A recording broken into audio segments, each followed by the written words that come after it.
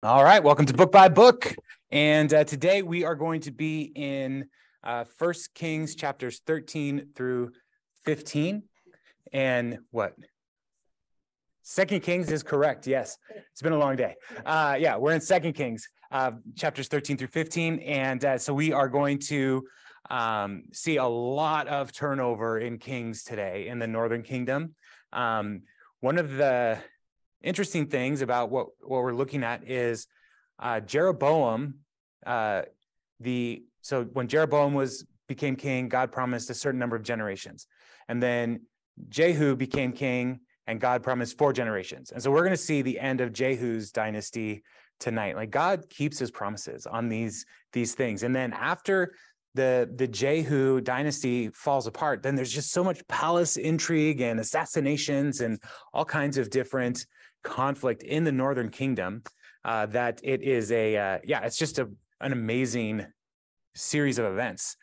So as we are kind of walking through here, we're going to hit a lot of kings. And last week I sent out with the group report a timeline of the kings.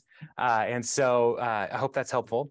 If I had like PowerPoint, I could show you as we're doing this, but I don't have the capability to get into that computer that would be on those monitors. So we'll just have to pretend that you can see the timeline as we walk through. So, and also the youth are right above us. So that's the noise. If you're hearing that online, there may be a band. I'm not sure how this is going to work out, but there may be some music happening that we can hear more with drums and stuff. So we'll see. All right. So yeah, let's jump in. 2 Kings chapter 13, starting with Jehoahaz, king of Israel.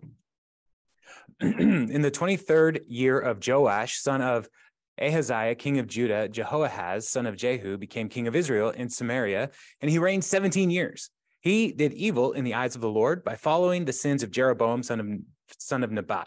And so that's Jeroboam the first. We will see a Jeroboam the second tonight as well. So 2 different people, which he had caused Israel to commit, and he did not turn away from them. Jehoahaz did not turn away from them. So the Lord's anger burned against Israel, and for a long time he kept them under the power of Hazael, king of Aram, and Ben-Hadad, his son. Then Jehoahaz sought the Lord's favor, and the Lord listened to him, for he saw how severely the king of Aram was oppressing Israel. The Lord provided a deliverer for Israel, and they escaped from the power of Aram. So the Israelites lived in their own homes as they had before. But they did not turn away from the sins of the house of Jeroboam, which he had caused Israel to commit. They continued in them. Also, the Asherah pole remained standing in Samaria. Nothing had been left of the army of Jehoahaz except 50 horsemen, 10 chariots, and 10,000 foot soldiers. For the king of Aram had destroyed the rest and made them like the dust at the threshing time. As for the other events of the reign of Jehoahaz, all he did and his achievements, are they not written in the book of the annals of the kings of Israel? Jehoahaz rested with his ancestors and was buried in Samaria, and Jehoash, his son, succeeded him as king. So here we have, again, the Northern Kingdom is, all of the kings are basically wicked, right? And so they are facing these different tension points in the Northern Kingdom, as well as foreign kings. And so we're going to start to see more incursions from Aram, which is what would be modern day Syria. And then the Assyrians are going to start to work their way over into attacking the Northern Kingdom. And so the Assyrian Empire is the first empire that's going to actually take the people of Israel out of the land in the exile. And so we're going to start getting that kind of foreshadowed for us in these chapters tonight. And so they are, continuing in the patterns of sin and idolatry. The specific sin of Jeroboam is putting the 2 calves at the north and the south borders of Israel so that the Northern Kingdom people would not go to Jerusalem to worship in the temple. And so those calves are still there at this time. And so they're continuing in that pattern. But what's interesting, as they're facing all of this hardship and attacking from Aram and and from Hazael and Ben-Hadad, there is this moment where Jehoahaz sought the Lord. He cries out to God, and God sends a rescuer. Now, that word for rescuer is the same word that, or deliverer in the NIV here, is the same word as it's just Messiah. So he called out to the Lord, and the Lord sent a Messiah.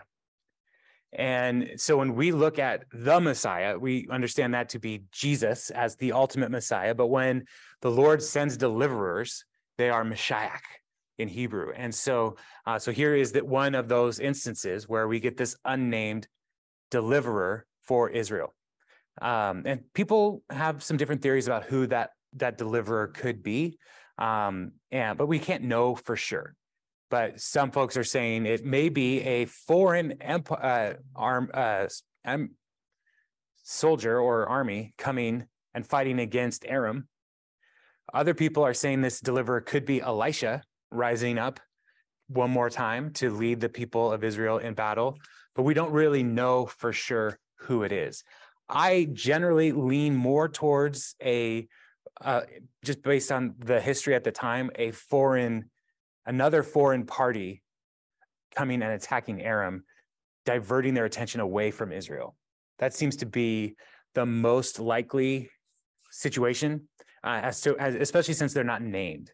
Like the writer here of First King or Second Kings may be trying to keep that like, yes, the Lord delivered them.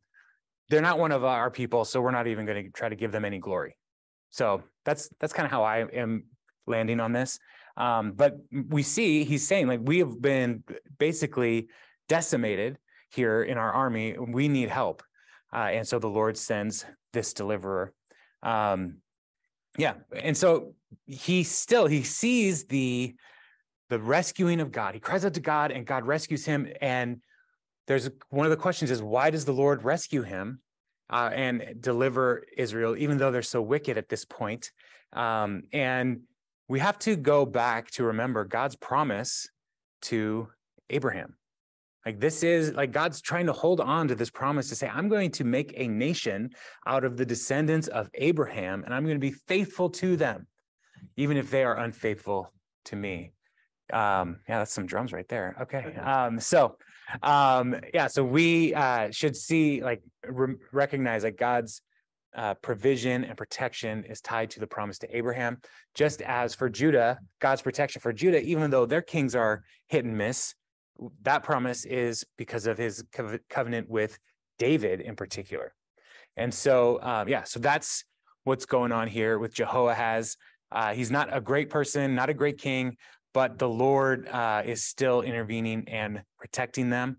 And again, the Asherah pole, Sandy talked to me on Sunday asking about the Asherah pole and what is that. And we're not entirely sure what that looked like, but it came up in my research this week. So I was like, good question, Sandy. It usually is the usual theory is that it's a tree that is just kind of carved into looking like a statue type thing, but so they would go to a forest and make a clearing and carve out this one tree. So cut off all the branches and maybe carve it to look like a woman, because Asherah was the consort of Baal. And so these two supernatural beings were believed to be in relationship with one another. And so that's the going theory.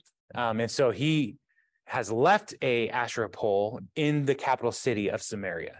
And so it's like, this is an important thing for him, is the Asherah pole, and that he's not willing to cut it down.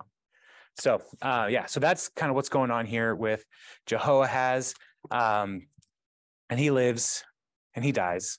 And then his son takes the throne, Jehoash. And Jehoash and Joash are the same name. And so we had a Joash in the southern kingdom. And the writers of Second Kings have blessed us by making a distinction for us by choosing to spell Jehoash differently than Joash. So it's fun times when you start getting into these names. So I'll send that chart again in the group report. So check your email, and so you can see the link to who are all these people and how do they line up? Because they overlap, and it's going to get weird in a little bit here. So, in the 37th year of Joash, king of Judah, Jehoash, son of Jehoahaz, became king of Israel in Samaria, and he reigned 16 years. He did evil in the eyes of the Lord and did not turn away from any of the sins of Jeroboam, son of Nebat, which he had caused Israel to commit. He continued in them. So that's kind of the standard introduction to every king in the northern kingdom, continued in the path of Jeroboam. As for the other events of the reign of Jehoash, all he did and his achievements, including his war against Amaziah, king of Judah, are they not written in the book of the annals of the kings of Israel? Jehoash rested with his ancestors, and Jeroboam succeeded him on the throne. Jehoash was buried in Samaria with the kings of Israel. And so, we're also here given an indication of conflict between north and south, Judah and Israel. There's war happening between the people of God here. So there's this ongoing conflict happening between the two kingdoms. Now, Elisha had been suffering from the illness from which he died. Jehoash, king of Israel, went down to see him and wept over him. My father, he cried, the chariots and the horsemen of Israel. So Elisha is old here, and he is sick. And we don't know what this illness is, but the writer is foreshadowing here. This is what's going to kill him, this illness, which is amazing. Like Elisha has done so many miracles throughout his ministry, and he dies of an illness. It's just interesting to recognize, even people who are able to do miracles, or God uses to do miracles, they still have fallen bodies. Like sin leads to death, even for God's chosen, even for people like Elisha. And when Jehoash comes to see him, he's weeping. He says, my father, the chariots and the horsemen of Israel. And what's interesting here to me is this is what Elisha said to Elijah right before Elijah was taken to heaven, or taken from the earth, because we don't know where Elijah ended up. We assume heaven. And so I don't know if Jehoash is trying to step into that mantle transition. I don't know. But it's just a weird thing to say here. He could also be saying this because we need you, because you are the one who God uses to deliver us from all of these oppressors and different nations, so that could be a part of why he's saying that. But he is desperate for God to do something in this moment. And so Elisha said, get a bow and some arrows. And he did so. Take the bow in your hands. And he said to the king of Israel, and when he had taken it, Elisha put his hand on the king's hands. Open the east window, he said, and he opened it. Shoot, Elisha said, and he shot. The Lord's arrow of victory, the arrow of victory over Aram, Elisha declared. You will completely destroy the Arameans at Aphek. So that's a specific town and a battle that is coming, right? And so Elisha is promising a victory here. Then he said, take the arrows, and the king took them. Elisha told him, strike the ground. He struck it 3 times and stopped. The man of God was angry with him and said, you should have struck the ground 5 or 6 times. Then you would have defeated Aram and completely destroyed it. But now you will defeat it only 3 times. Elisha died and was buried. And so here, this is a weird thing that Elisha is asking the king to do. Shoot an arrow out the window.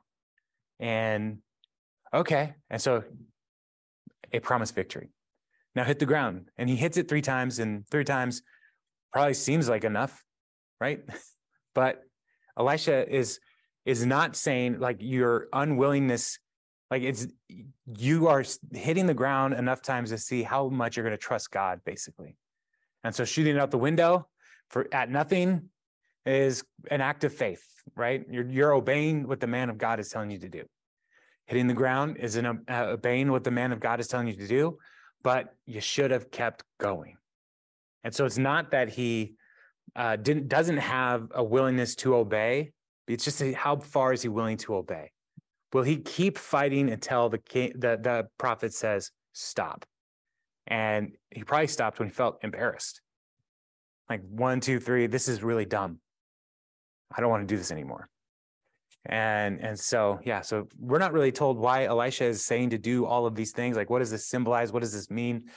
We don't know. It's just the man of God is telling the king to do something, and he does it to an extent, which is kind of the problem for the people, the northern kings. Like, they're going to do things their way. And this is as close to faithfulness as we're probably really ever going to see from any of the northern kings here on out. Is I'll do this for a while, but then he stops. And so he's promised this victory, which is great, and these other 3 victories, which is great, but it won't be enough. And Elisha died and was buried. Let's pick up now. Moabite raiders used to enter the country every spring, like just on a calendar, like April 12th. Once, while some Israelites were burying a man, suddenly they saw a band of raiders. So they threw the man's body into Elisha's tomb. When the body touched Elisha's bones, the man came to life and stood up on his feet. So that's a story that's just kind of just thrown in there, and they just keep moving on. Like, why did this happen? Like, the power of God in Elisha's corpse is enough to raise the dead. That's pretty crazy. And we sing this song sometimes on Sunday mornings called Graves into Gardens. And there's a line in that song about this story. Just ask the man who was thrown on the bones of Elisha. That's talking about this story. And so it's one of those things, like when you sing it, like I just want every time to just pause, everybody.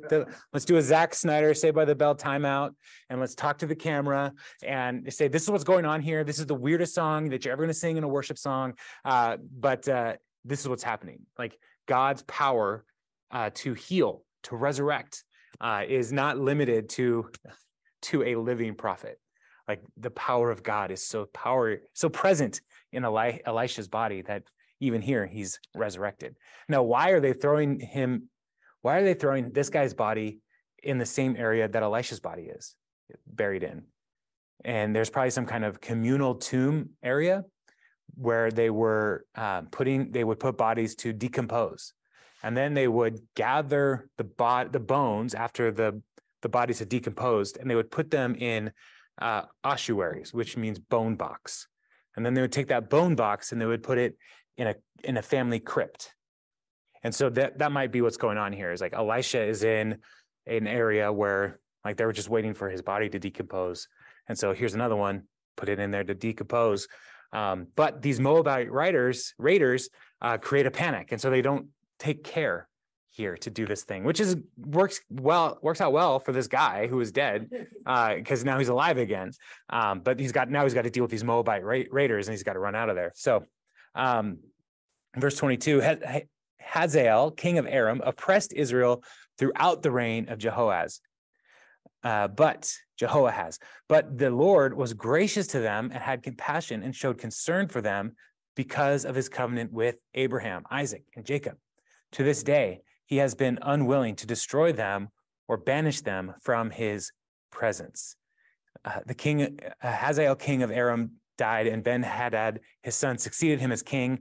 Then Jehoash, son of Jehoahaz, recaptured from Ben-Hadad, son of Hazael, the towns he had taken in battle from his father Jehoahaz. 3 times Jehoash defeated him, and so he recovered the Israelite towns. So one of the key details in this passage as well is the writer of 2 Kings at this section is writing. He says, the Lord has not destroyed them or banished them from his presence. So that is an indication to us at this point that the writer is writing before the exile happened. And so we don't have a clear understanding of who wrote 2 Kings, but we should recognize that it probably wasn't one person, that it was a chronicler of a series of chroniclers who were writing the history of the kings, because at this point, the writer does not know about the exile. But by the end of 2 Kings, the writer will know about the exile.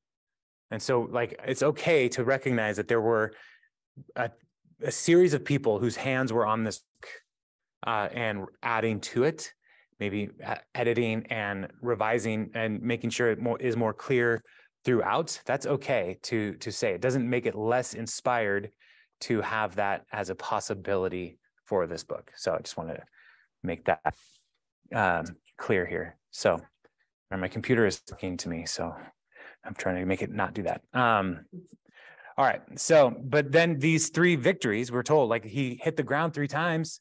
God promises 3 victories, and here it comes to pass that 3 times Jehoash defeated him, and so he recovered the Israelite towns. What towns are we talking about? Well, that was last week when Aram was coming down from the north and started taking those towns along the border and towns that were on the Trans-Jordan, so the east side of the Jordan. They started taking towns over there. And so here we're seeing like he's able to take some of those back. So God is proving to be faithful even with these unfaithful kings. And so that's the northern kingdom. So we're going to make a jump now down to the southern kingdom. And it's a beautiful Jerusalem. Chapter 14, verse 1. In the 2nd year of Jehoash, son of Jehoahaz, king of Israel, Amaziah, son of Joash, king of Judah, began to reign. He was 25 years old when he became king, and he reigned in Jerusalem 29 years. His mother's name was Jehoaddan. She was from Jerusalem. He did what was right in the eyes of the Lord, but not as his father David had done. In everything, he followed the example of his father Joash. The high places, however, were not removed. The people continued to offer sacrifices and burn incense there. So it's an interesting contrast that we're presented here. He did what was right in the eyes of the Lord, but not like David. David is called a man after God's own heart, even though David has all his own problems. But he is, Joash is following in the pattern of his father. See, these names are confusing to me. Jehoash was following in the, Amaziah was following in the pattern of Jehoash. Sorry, all these J names, I get lost. And so Joash was the one who was restoring the temple and trying to bring the people back into revering this place that God had established as his chosen place where his glory would dwell. And so Joash got that rolling, and Amaziah is continuing in that pattern. But there is still the problem of the high places and people offering incense and making sacrifices there. So even in the southern kingdom, they're not fully faithful to what God is calling them to do, to bring all of their offerings into one place. But they are not at this point worshiping the Asherahs and the Baals in the southern kingdom. After the kingdom was firmly in Amaziah's grasp, he executed the officials who had murdered his father, the king. So that took care of that. Yet he did not put the children of the assassins to death in accordance with what was written in the book of the law of Moses, where the Lord commanded parents are not to be put to death for their children, nor children to be put to death for their parents. Each will die for their own sin. And so Joash was assassinated, and part of that is as he was getting old. As he was getting older, he was veering away from what the priest was helping him do. Like Jehoiada, the priest, was helping guide him, because Joash, remember, he was king when he was 7 years old. And so after Jehoiada died, the influence of Jehoiada lost its direction in Joash's life. And so people rose up against him and assassinated him. And so Amaziah takes justice on just the assassins, not their families. And so this is again, following the commands of the law. You can't, the eye for an eye and tooth for a tooth commands, lex talionis, puts a limit on retributive justice. Like you can't just wipe people out and their families out. And so continuing on, Amaziah, he was the one who defeated the 10,000 Edomites in the Valley of Salt and captured Selah in the battle, calling it Joktiel, the name it has to this day. Then Amaziah sent messengers to Jehoash, son of Jehoahaz, the son of Jehu, king of Israel, with the challenge, come, let us face each other in battle. So now we see, Amaziah is the one who wanted to go to war here. Let's fight. Let's do this. But Jehoash, king of Israel, applied to Amaziah, king of Judah, a thistle in Lebanon, sent a message to a cedar in Lebanon. Give your daughter to my son in marriage. Then a wild beast in Lebanon came along and trampled the thistle underfoot.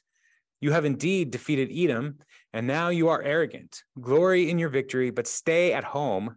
Why ask for trouble and cause your own downfall and that of Judah also? And so he gives them this little parable, like a weed tried to fight a tree, and an animal stomped on the weed. The tree wasn't worried and wasn't concerned. Is basically what the story is. The point of the story is, like, you don't have the forces necessary to fight me. Now remember, Jehoash, he also was the one who went to Elisha saying, we don't have anybody. Our army is weak. We need you, right? So I don't know. Jehoash's arrogance is not always accurately placed. So Amaziah, however, would not listen to Jehoash, king of Israel. So Jehoash, king of Israel, attacked. I'm telling you, these names are hard. He and Amaziah, king of Judah, faced each other at Beth Shemesh in Judah. Judah was routed by Israel, and every man fled to his home. Jehoash, king of Israel, captured Amaziah, king of Judah, the son of Joash, the son of Ahaziah, at Beth Shemesh. Then Jehoash went to Jerusalem and broke down the wall of Jerusalem at the Ephraim gate to the corner gate, a section about 400 cubits long. He took all the gold and silver and all the articles found in the temple of the Lord and in the treasuries of the royal palace. He also took hostages and returned to Samaria. As for the other events of the reign of Jehoash, what he did and his achievements, including his war against Amaziah, king of Judah, are they not written in the book of the annals of the kings of Israel?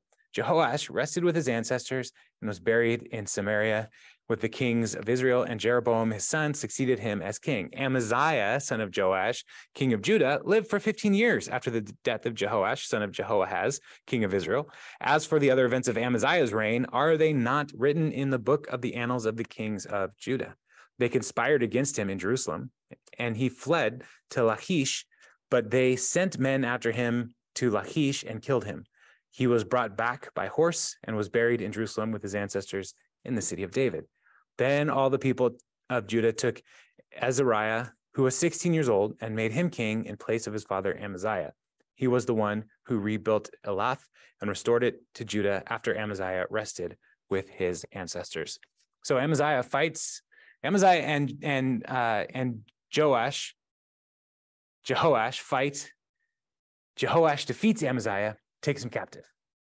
And so he and other hostages are taken to Samaria for some time. It seems, as we read through here, we're not really told if Jehoash or Amaziah ever really comes back to Jerusalem. He lives 15 years after Jehoash died, but he still is, like, we're not told, like, and he was restored to the throne. So was Jehoash technically ruling over Jerusalem at this time? Was Judah a vassal state of Israel because of this conflict that Amaziah started? Like, there's some uncertainty here with what is going on. But after Jehoash dies, Amaziah is then also, he also becomes a victim of assassination. So 2 kings in the southern kingdom were assassinated back to back. And the people put their sons on the throne, even still, which is very unusual. Like, if you are assassinating a king, you probably don't want their family to continue. And so this is one of those things where it's like, only by God's providence is the line of David as a son on the throne on down through all the generations. Only by God's providence and sovereignty is this really happening for the kings of Judah, that is consistently just a son in the line. It's very strange. So Amaziah dies and his son Azariah will take the throne. So now we're going to jump back up to Israel to see Jeroboam II. In the 15th year of Amaziah, son of Joash, king of Judah, Jeroboam, son of Jehoash, king of Israel, became king in Samaria, and he reigned 41 years. He did evil in the eyes of the Lord, and he did not turn away from any of the sins of Jeroboam, son of Nebat, which he had caused Israel to commit. He was the one who restored the boundaries of Israel from Lebo Hamath to the Dead Sea in accordance with the word of the Lord, the God of Israel, spoken through his servant Jonah, son of Amittai, the prophet from Gath Hepher. So even though Jeroboam II is evil, he also continues to expand the borders of Israel. And this is the first of the northern kings who really is growing the size of the kingdom. And so it's most likely on the Transjordan side, he is expanding the borders down to the Dead Sea. So from Galilee to the Dead Sea on the east side, like he's rebuilding the borders. And who is the one who tells him to do it? Jonah, son of Amittai. And who is Jonah, son of Amittai? He's Jonah from the book of Jonah. It's the same guy.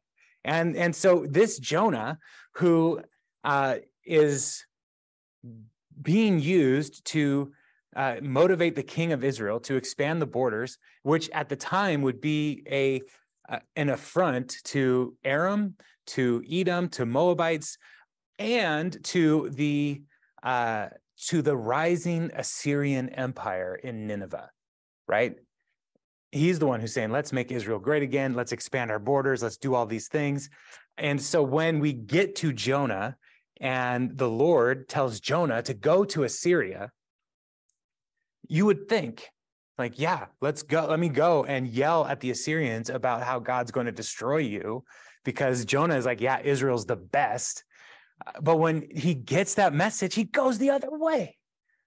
Why would he do that? When from this text, why would Jonah do that? And we're told at the end of Jonah 4 that he didn't want to go because he knew that the Lord was gracious.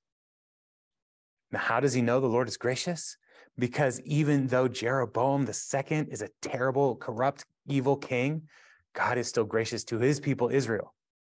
And so if he's gracious to Israel, then he could also be gracious to the Assyrians.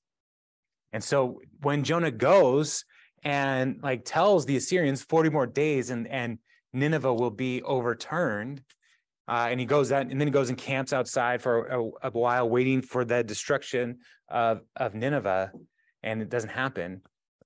You know, he is doing the minimum. He only speaks like 8 words and walks like a day's journey into a 3 days walk and says, that's enough.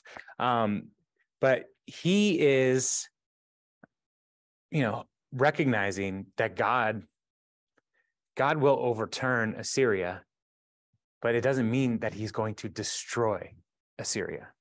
That the revolution in Assyria is a spiritual revolution, not just a destruction of forces. My computer keeps talking to me because the AI is very close to Assyria, and so it's thinking I'm talking to them. Stop. So this is just an interesting little detail, and we'll get to Jonah, and I mean we'll go through Jonah in one night, but that's tying to this moment here. So sometimes seeing the prophets, we think they just kind of show up and they're not. It's easy to think even Jonah is not really connected to the rest of the history of Israel, but here he is. That's the guy. So, and Jonah happens to be my favorite of the prophets. It's my favorite book. So I'll probably nerd out pretty hard when we get to Jonah. So the Lord had seen how bitterly everyone in Israel, whether slave or free, was suffering. There was no one to help them. And since the Lord had not said he would blot out the name of Israel from under heaven, he saved them by the hand of Jeroboam, son of Jehoash. So the Lord is using Jeroboam to rescue his people. He is another type of Messiah, rescuer, Azariah, helper, all of these words, like these ideas that God is the one who is doing the rescuing, even through wicked and corrupt people. So as for the other events of Jeroboam's reign, all he did and his military achievement, including how he recovered for Israel both Damascus and Hamath, which had belonged to Judah, are they not written in the book of the annals of the kings of Israel? Jeroboam rested with his ancestors, the kings of Israel, and Zechariah, his son, succeeded him as king. All right, we got one more chapter. And if you just turn the page into chapter 15 and you see, let's count them. 1, a king of Judah, and then 1, 2, 3, 4, 5 kings of Israel within just like 20 years total, I think. That's a lot of kings. That's fast. So, and some of them are going to be real short. But Azariah, king of Judah, let's go back down to Jerusalem for a minute. In the 27th year of Jeroboam, king of Israel, Azariah, son of Amaziah, king of Judah, began to reign. He was 16 years old when he became king, and he's 16 years old, remember, because his dad was assassinated. And he reigned in Jerusalem 52 years. His mother's name was Jechaliah. She was from Jerusalem. He did what was right in the eyes of the Lord, just as his father Amaziah had done. The high places, however, were not removed. The people continued to offer sacrifices and burn incense there. The Lord afflicted the king with leprosy until the day he died, and he lived in a separate house. Jotham, the king's son, had charge of the palace and governed the people of Israel. As for the other events of Azariah's reign and all he did, are they not written in the book of the annals of the kings of Judah? Azariah rested with his ancestors and was buried near them in the city of David, and Jotham, his son, succeeded him as king. Now, Azariah is also known as Uzziah. And so when we get to Isaiah, we're going to, in Isaiah chapter 6, in the year that King Uzziah died, I saw the Lord seated on the throne. Like this is where Isaiah starts to begin his ministry, is in this window of time. And so the Azariah, his name means my help is Yahweh. Uzziah means my strength is Yahweh. And so these two names are related, right? They're not totally removed from one another. And so one might be a nickname that he went by. And so he is righteous, and he does good for the people, and he has a good long reign. But he also then gets leprosy, a skin condition that makes him have to live separately. And so living in this other house is because he was unclean, right? And so they believed that any kind of skin condition could be transmitted to another person. So he lived separately, and Jotham, his son, basically took charge of the nation even while Azariah was still king. So why did Azariah get this skin disease? And that is going to be more revealed in the book of Chronicles. We'll see more in detail into him, but usually these kinds of diseases were considered to be a sign of unfaithfulness, and like an affliction that came on to the king. And so he was at war. He did a lot of great things. In 2 Chronicles, we see he warred successfully against the Philistines and controlled the Arab population in the Transjordan. He received tribute from the Ammonites. Like, he was doing a lot of good for the people of Judah. And so so even though he was doing a lot of good, there's some imperfection in him. And so that's ultimately what leads to this skin condition that afflicted him. So again, we see the same thing, like the high places remained. The high places remain. And so when we read the prophets and they start talking about the high places, like they're calling out the sins of the people. And so this transition between what we're in now, this section of scripture in the Hebrew scriptures, is called the former prophets. So the former prophets are Joshua, Judges, 1st and 2nd Samuel, 1st and 2nd Kings. And they're called the former prophets because largely because they're first, but they're dealing with prophets that didn't write their own books. So Isaiah, Jeremiah, Ezekiel, the 12 minor prophets, those are written by a particular person, a particular prophet. These are the history of the people of Israel, and prophets are showing up throughout. And the prophet's job is to call the people back into covenant faithfulness with the Lord, right? And so these former prophet books, we start to see a shift from just the prophets dealing with the kings. And then in the latter prophets, we see the prophets dealing with kings, but also addressing the people directly, addressing their sins, because the kings aren't changing. And so they start going to the people saying, turn away from the high places, turn away from the festivals that you're introducing that are turning into debauchery, turn away from mistreating the poor, the marginalized, the orphan, the widow, and to start to treat them with kindness the way the Lord has treated you. And so there's this shift that will happen as we get into the latter prophets. And so, yeah, it'll be fun. Again, I'm nerding out. I got to be careful. I'm mindful of time here. So in verse 8, we pick up back in Israel in the northern kingdom, and it's a wild ride here. In the 38th year of Azariah, king of Judah, Zechariah, son of Jeroboam, became king of Israel in Samaria, and he reigned 6 months. That's not long. He did evil in the eyes of the Lord, as his predecessors had done. He did not turn away from the sins of Jeroboam, son of Nebat, which he had caused Israel to commit. So Zechariah is the last in the line of Jehu, and he didn't have very long, 6 months. He is wiped out when Shallum, son of Jabesh, conspired against Zechariah. He attacked him in front of the people, assassinated him, and succeeded him as king. The other events of Zechariah's reign are written in the book of the annals of the kings of Israel. So the word of the Lord spoken to Jehu was fulfilled. Your descendants will sit on the throne of Israel to the 4th generation. And, the Lord keeps his promises. And when he's done, he's done. 6 months is it. That's all you got, Zechariah. And Shallum, the way it's talked about here, Shallum assassinated him in front of the people. So was there some kind of festival where Zechariah was making some kind of public address, and Shallum took him out in that moment and said, he's gone. The king is dead. Long live the king. That kind of situation. So, so he takes power. Verse 13, Shallum, son of Jabesh, became king of, in the 39th year of Uzziah. So Uzziah is Azariah. And so this is where we're starting to see that nickname come into play. Uzziah, king of Judah, and he reigned in Samaria 1 month. 1 month. Then Menahem, son of Gadi, went from Tirzah up to Samaria. He attacked Shallum, son of Jabesh in Samaria, assassinated him, and succeeded him as king. So, they're just going quickly through these kings. The other events of Shallum's reign, which I don't know what they were, it was 1 month, and the conspiracy he led are written in the book of the annals of the kings of Israel. At that time, Menahem, starting out from Tirzah, attacked Tifsah and everyone in the city and its vicinity because they refused to open their gates.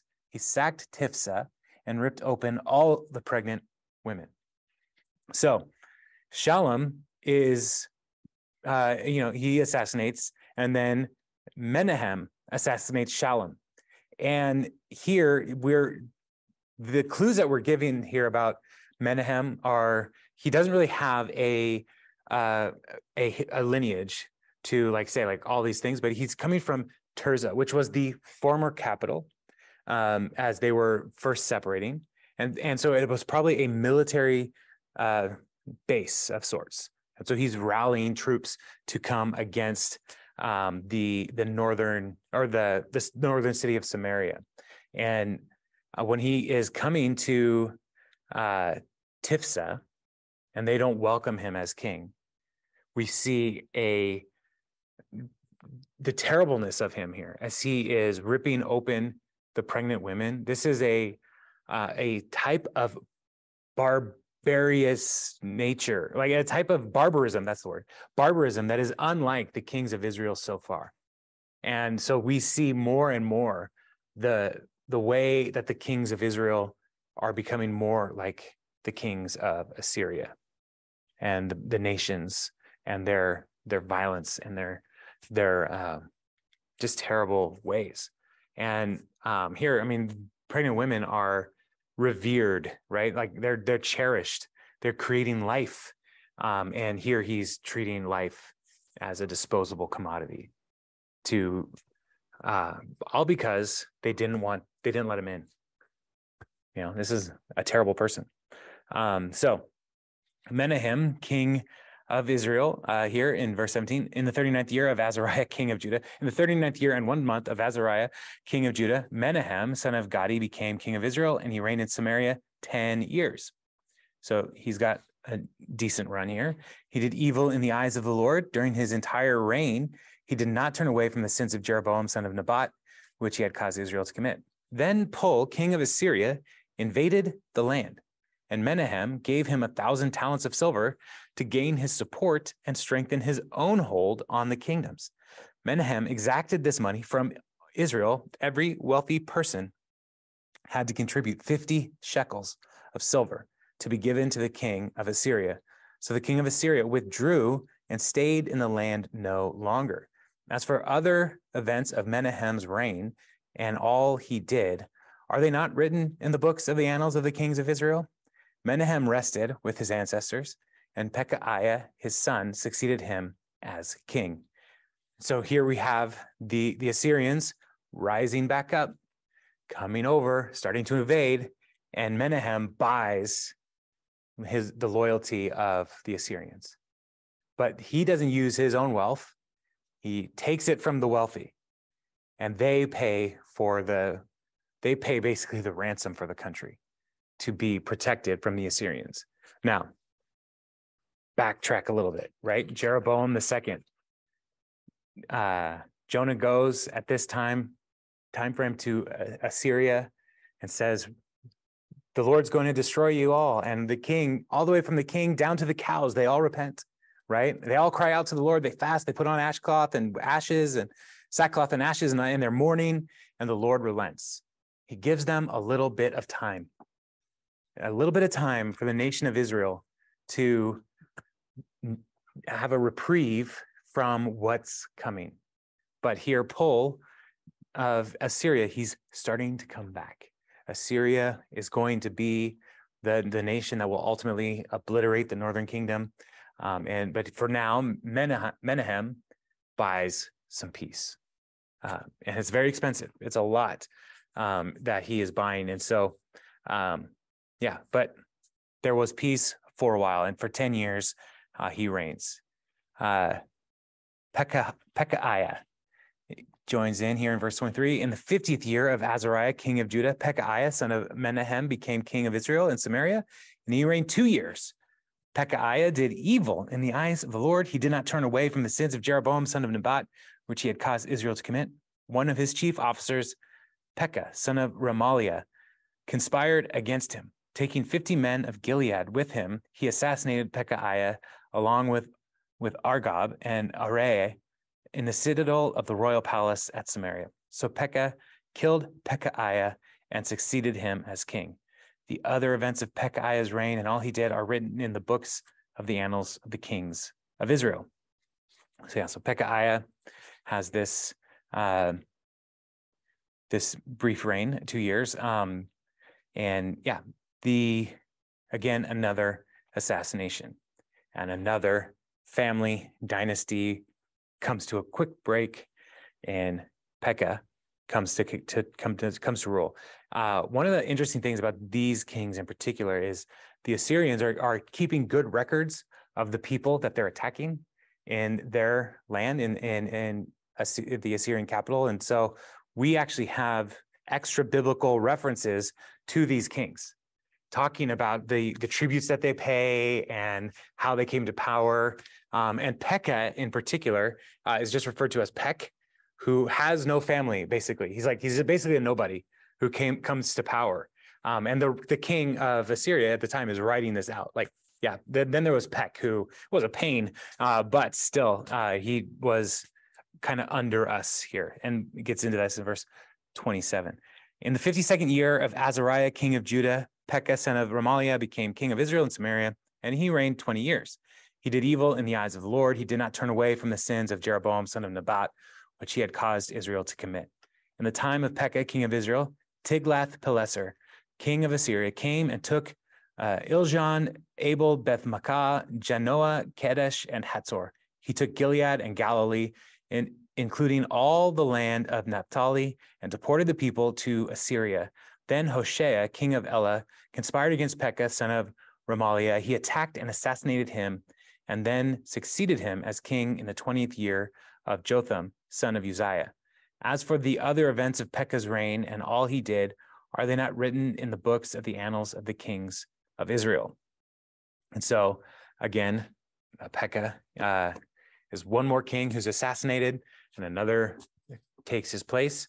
But all of the land that was recovered by Jeroboam II is now taken again by the Assyrians. But it's not just the land, the people we're seeing the start of the exile happening. The people are deported and taken out. And when the people are deported out of the land, the Assyrians would bring other people from other parts that they have captured and put them in that land, which created a pluralism in the region with a lot of different cultures mixing together. And that continued like throughout the rest of history, really. And one of the things that's interesting, if you're watching The Chosen in particular, you might notice that there's a lot of people who, look traditionally Jewish, people also who look more Arabic. And then there's also people who look like they have African ancestry, all living in Israel and practicing Jews, right? And when I first watched it, I was like, why are they making this decision? Why are they doing this? And part of that could be coming from these actions from the Assyrians, bringing people from all over the conquered empires and mixing them in with the people of Israel. And the most famous of that mixing is in Samaria. And the Samaritan region was, at the time of Jesus, was considered unclean because these were people who did not hold to all of the law, all of the scriptures. They just read the Pentateuch, right? They didn't read the prophets and the writings. They just wanted the 5 books of Moses. But then there was also some syncretism with different religions and stuff that was happening in Samaria. And so they tried to steer clear of them. But there were other parts in this captured land where the people who were brought into the land also then started to assimilate with Judaism.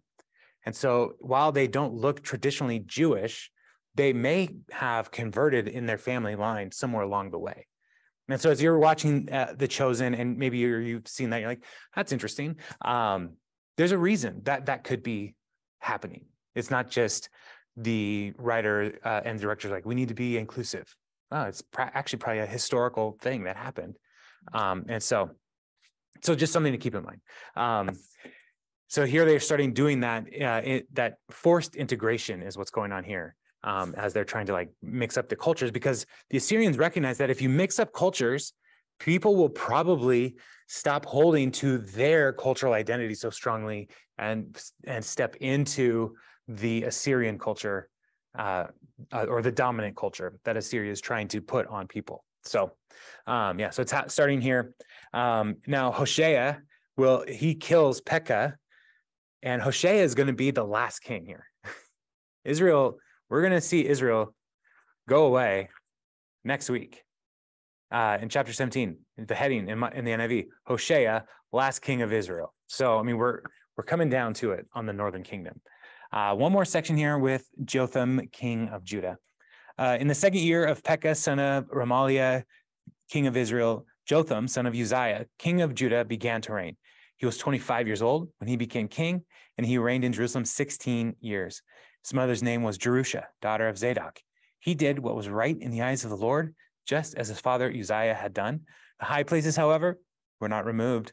The people continued to offer sacrifices and burn incense there. Jotham rebuilt the upper gate of the temple of the Lord. And that upper gate was probably destroyed when the Amaziah came down and took all the stuff from the temple. And so it took a long time for them to even repair the upper gate of the temple. As for the other events of Jotham's reign and what he did, are they not written in the books of the annals of the kings of Judah? In those days, the Lord began to send Rezin, king of Aram, and Pekah, son of Remaliah, against Judah. Jotham rested with his ancestors and was buried with them in the city of David, the city of his father.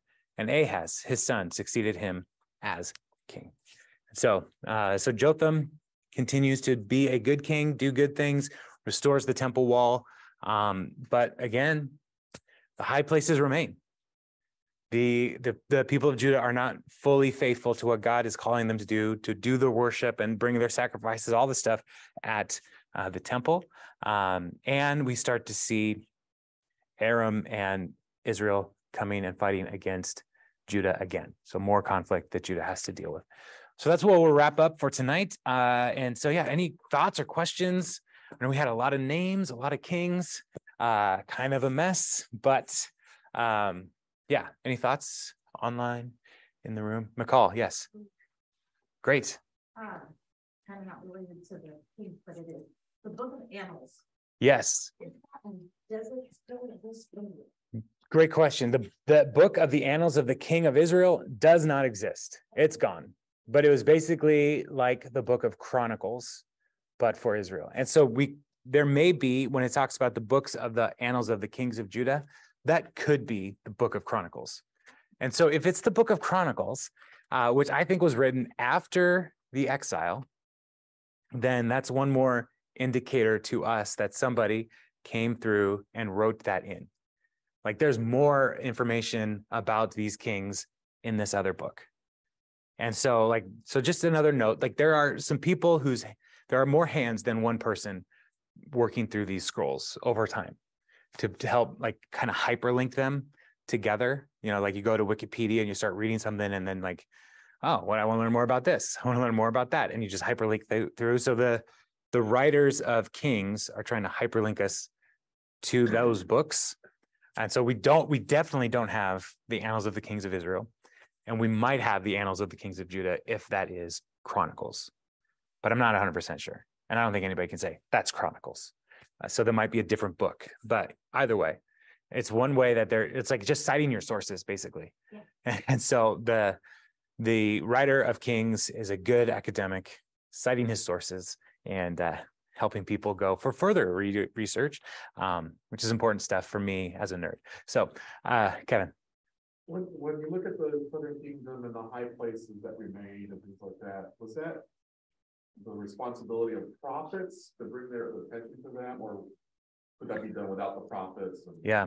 So Kevin's asking about the high places and who's responsible to remove those or to address the issue. So the hierarchy should have been, the priests should have been first to, because the Levites, remember the Levites are scattered throughout the region, throughout the country, because they are living in all these Levitical towns. So the Levites and the priestly class should have been the first to say, hey, stop it. That's not right. And they should be the ones teaching the law and passing these traditions on to the people. They are missing through most of these books. The only priest that we really read about is Jehoiada in most of these texts. And so where are the Levites? They're abdicating their authority here. So then the next should have been the king, because the king should have been the one to know the law of God and help the people follow the law and execute justice when they weren't following the law. And so the reason it's tied to that, he did good in the eyes of the Lord, just as his father, but the high places remained. Like the king should have dealt with this. And so that's why it's included here. And then the prophets are the ones who, like, if these two aren't doing their job, the prophets then rise up to say, return to the Lord. And so that's kind of the hierarchy or the decision chart for how they should have addressed these issues. So what we see later on with Josiah, when he says, wait a minute, we're doing it wrong. Yeah, well, Josiah in particular, and that's in chapter 22, I think. Yeah, chapter 22, we start to see Josiah. He finds the book of the law. So somewhere along the way, they decide, hey, we should clean up the temple. We should get some spring cleaning on. And they bring him the law, like, oh, I guess we forgot some stuff. And so he starts to bring those reforms in. They sell it, like Hezekiah does some of that as well before Josiah. They celebrate Passover for the first time in who knows how long. And so there's all kinds of things that they were neglecting. And so Hezekiah and Josiah are the ones who do most of from the king's role, come back. But when Isaiah talks about, are these the kinds of festivals that I have appointed? And he's talking about the worship that the people are doing. It's like, this isn't what God wanted you to do. He doesn't want you to worship this way. And in particular, when he's talking about fasting, is it 58? I can't remember. But Isaiah talks about fasting, and he says, you are fasting, which should be an act of worship to the Lord, but you're just making yourself miserable, and you're making everybody else miserable by taking advantage of the poor and the orphan and the widow and the alien among you. Like, the fast should be used as a way to refocus your life on the Lord. But because you are doing all of these new moon festivals in your towns and offering incense in the high places, you're missing it all together.